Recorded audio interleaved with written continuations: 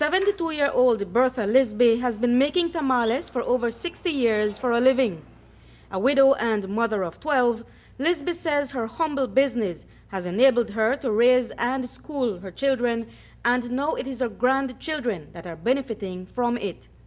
Originally from San Ignacio, Cayo, she is famous to most travelers who frequent the Hummingbird Highway, who stop in at her snack shop at the roadside at mile 27 in St. Margaret's Village. For those travelers, the landmark location has either fed them or their parents. In short, Miss Bertha has literally fed generations of hungry travelers using that portion of the highway. And despite the present economic crunch, Miss Bertha says she has her loyal patrons who seek out her tasty tamales even at her house. It's good because everybody will pass, they're hungry, well, they stop for the tamale. If I am not here, the place closed, then go home, and they eat home, and everybody. Sometimes them boss, them broke down, the crowd come here, or then go home, and buy tamales.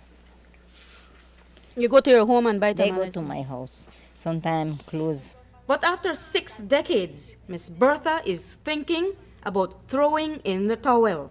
I'm getting tired, I'm getting old. Have you found a successor to continue the business? Well, yes, maybe one of my daughter will take it over, because I say I don't tired. Okay. Mm-hmm. What got you into this business of making tamales? My grandma teach me to make tamales. She died already. Yes, she died. And he left me. They make tamales still. When my husband was living, him that the one would tell me. So him make a shed right by Poman fridge. That right there I was selling. Then only James boss me used to stop there.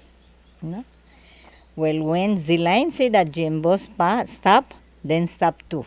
And right so. Yeah. Now everybody stop. Can't complain. Tourists, I can't complain. I got one day Friday when tourists pass, they stop here.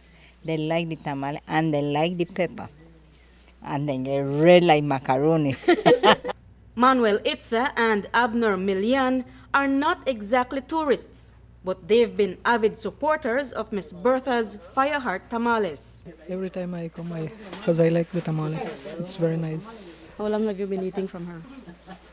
Well, it's been I know her from a long time ago, so I have already eaten her tamales, and since I started coming this way, I saw her and I said, okay, I need to eat. The tamales is good, right? And we don't got no other place when sell food. Okay. So this is the only place where I know to. But while she has made a name for herself over the years, she also had a considerate philanthropist in her corner several years ago. I used to be the agent from Coca-Cola, So since I got my business up the Poman fridge, and I went to Belize and I went to talk to Mr. Barry Boeing. And then I tell him what happened. He said, sure, Lisby, I will help you. One day he come here and he said, Lisby, I want a tamal. I tell him, okay, Mr. Barry Boeing, I give him the tamales. He said, but then a time, I never got that, I only got this. Okay. All right. And then he tell me, Lisby, say, you want a little house, a Coca-Cola house? I tell him, sure, why not?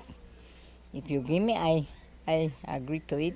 He said, okay, then in a 2-3 months time, I will send it for you. But I don't believe it, And I tell him, mine, Mr. Barry Boy, I tell him, mine, out of sight, out of mind. I tell him, no, Lisby, say, I'll send it for you. We were sitting down right here, and my husband right here, when we see the truck, they come. They bring the house. When I see the house is for me, I say, what? I'm glad.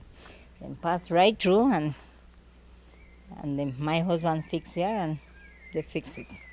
I no pay 1 copper. And now, while she's thinking of giving it all up, there's one thing Miss Bertha is not willing to part with anytime soon: the secret recipe. My secret? No. Okay.